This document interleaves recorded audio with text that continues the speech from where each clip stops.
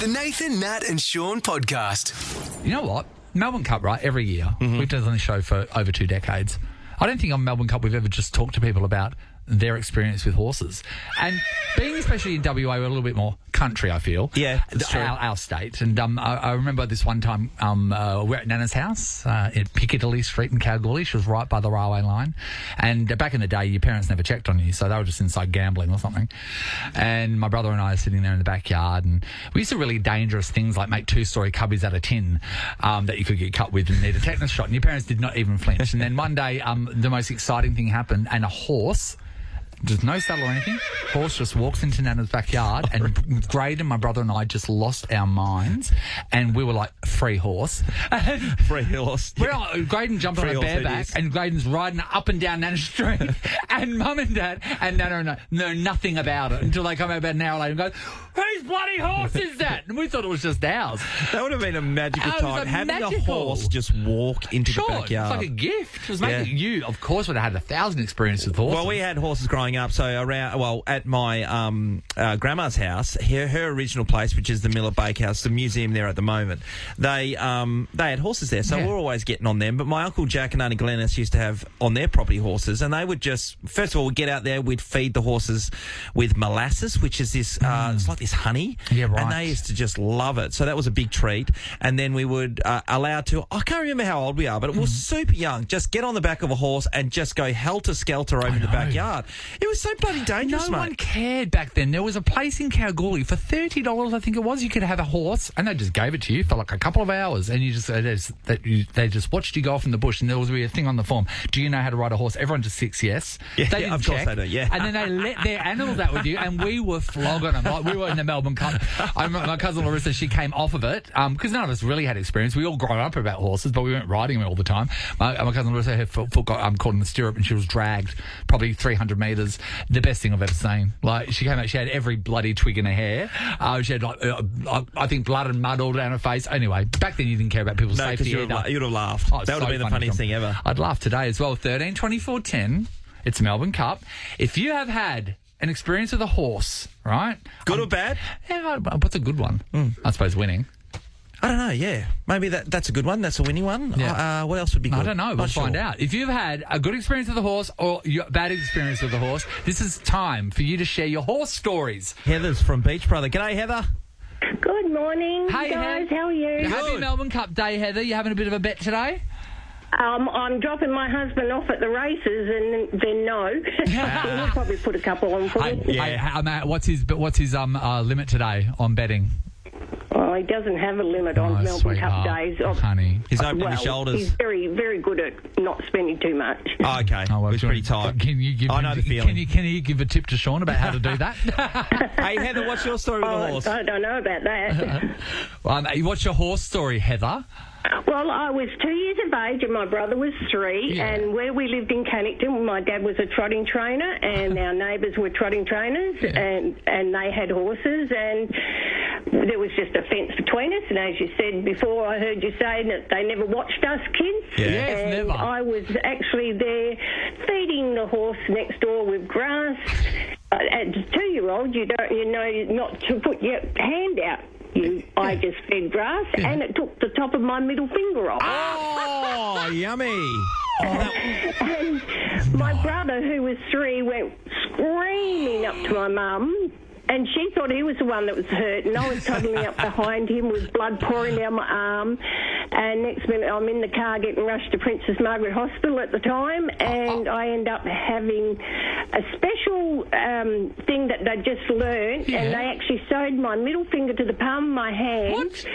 To keep the blood flow going, so that I would regrow a nail, and I was in plaster for about 6 weeks, I think, by memory. Did it work? And that finger now is called Stumpy. So how much do you think it came off? What, I'm missing about, probably, when you put it against the other one, probably about maybe an inch or two. Wow. This is crazy. It actually managed to grow my nail back, but it doesn't look the same. It does look stumpy. Yeah. So, hey, do you ever paint your nails? And do you miss that one? Or what? I had to have them done for my daughter's wedding, and the girl gave me the weirdest look when she was doing my nails. She had to sort of make a funny nail.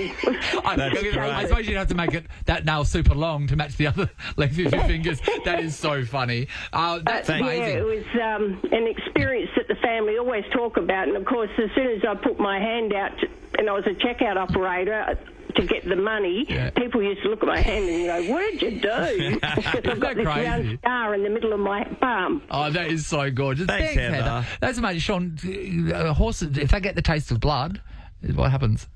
Do you have to well, I don't know. I've seen that movie Cujo before. That's my getting point. me off the thing. That's my point. All right. Hello, Julie.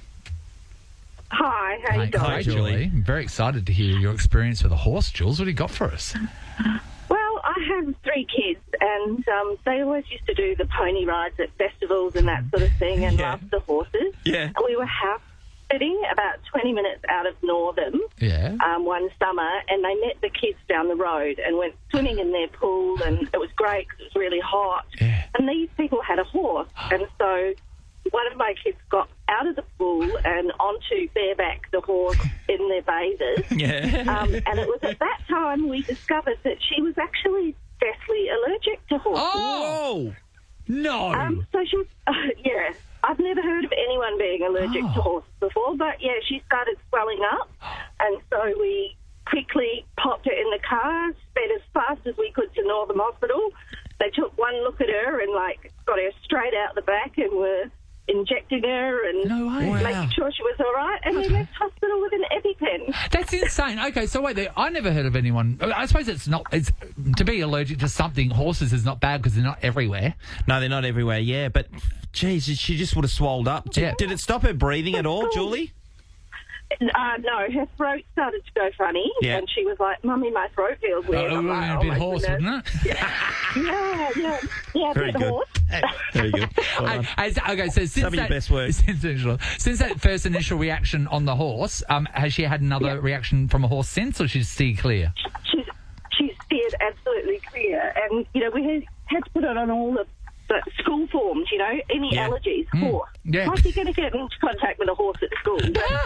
Well, Nathan had one that ran through his bloody grandma's backyard, so things happen. And you know what? You never know what they're serving in the canteen, really. Let's be honest. That is unbelievable. Thanks, Julie. And we're going to finish off, Sean, with a horse tale from our mate Jen in Tapping. Morning, Hi, Jen. Morning, how are you? Great, Good. Jen. All right, what do you got for us, Jen? So my nephew was out doing the horses, feeding them and what you normally do on a daily, and one horse came up behind him and was kind of nuzzling into his neck, so he reached out and patted his head, and then lovely.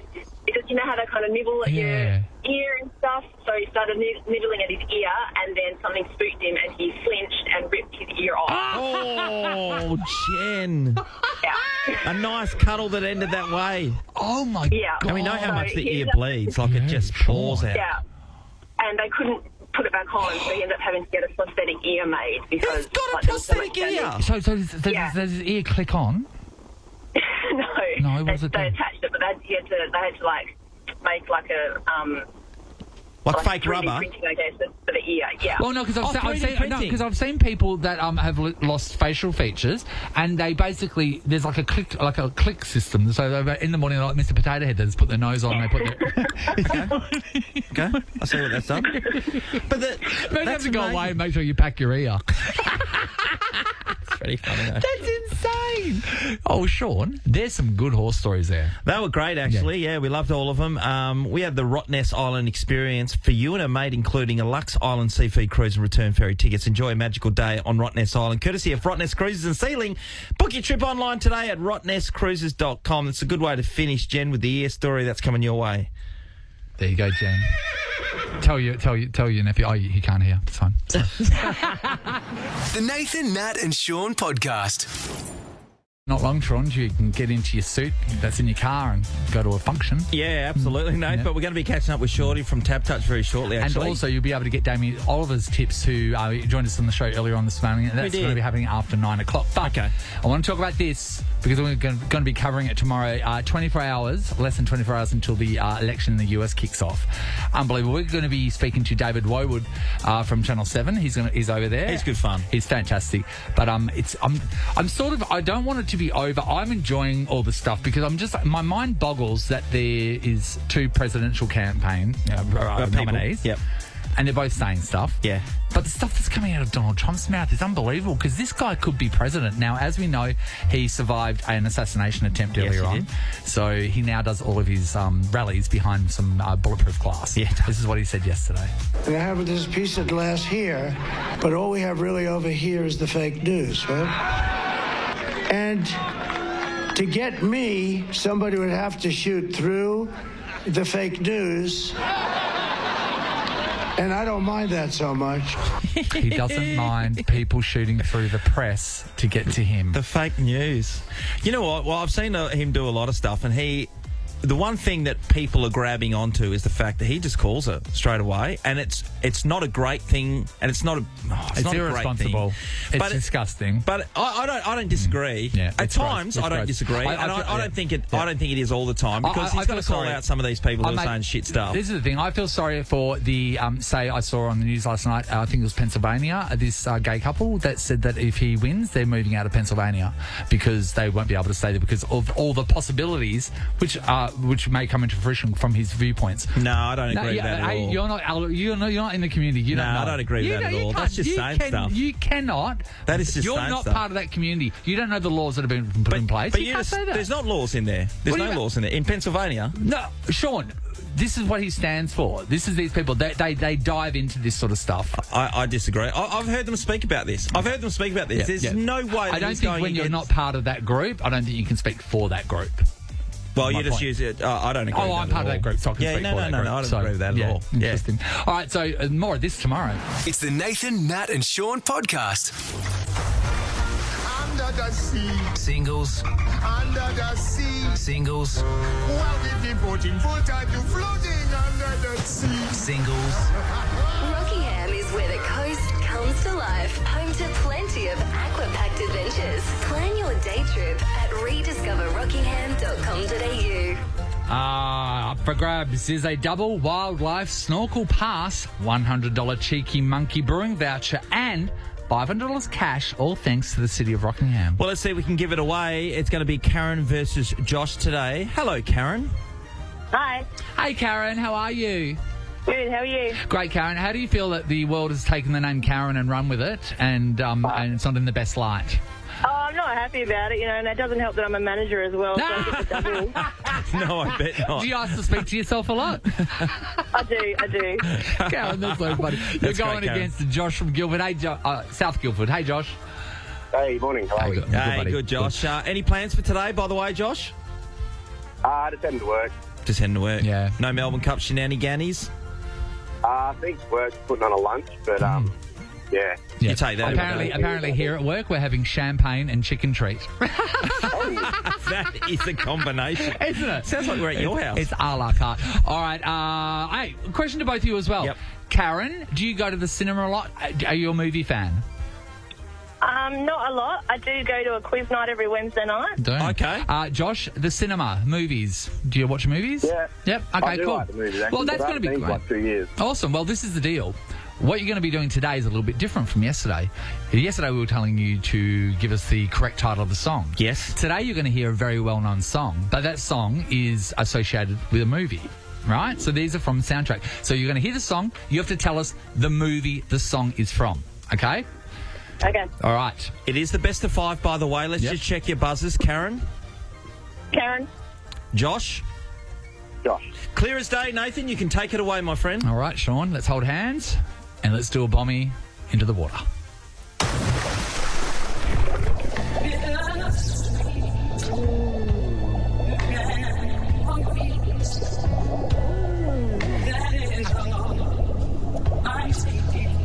Karen?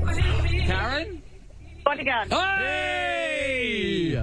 The Bodyguard, Sean. Love that one, by the way. 1-0 to Karen. All That's you a want good in start. life, Sean, is to be carried around by Kevin Costner to That's safety. it, to this day. Yeah. All right, let's do another bummy.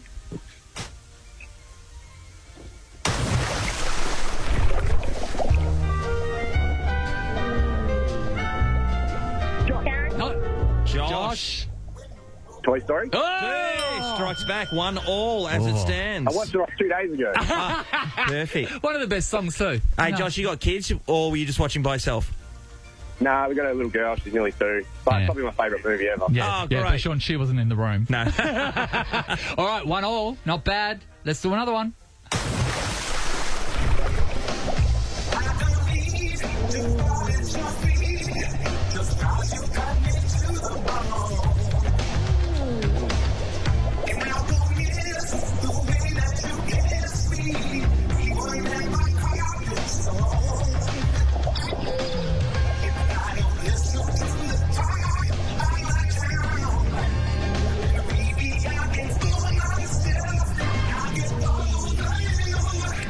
Not getting it, no.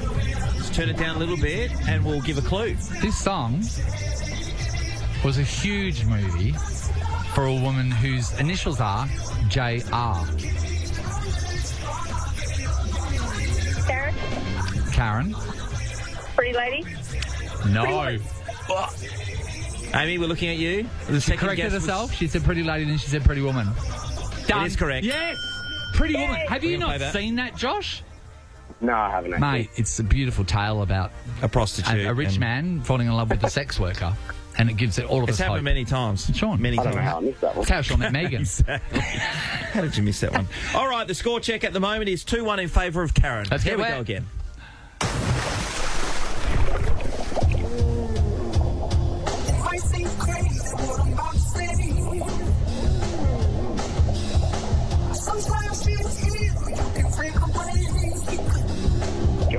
Josh?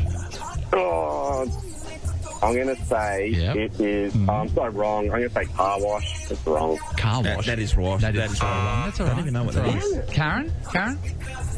No, sorry, another one. I know the song, but I Right, don't know let's the give a movie. hint, Nath. What? A hint is it's Steve Carell's in it, and here's a bit of a hint of the theme of the movie. Josh? Minions? No. No. No. Incorrect. They're in it. Yeah. You're not going to Karen? guess, Karen? Chipmunks? No. Absolutely not. The amount of people screaming this movie right now. All right, it is, guys. Despicable Me 2. I know. It's a great movie. Sean, Not score. a kid movie person. Oh, Score okay, still sweetheart. 2-1 in favour of Karen. Let's go again. Karen gets this right, by the way, she wins. Woo.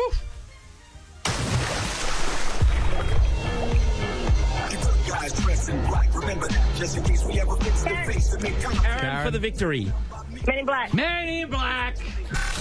Karen did it.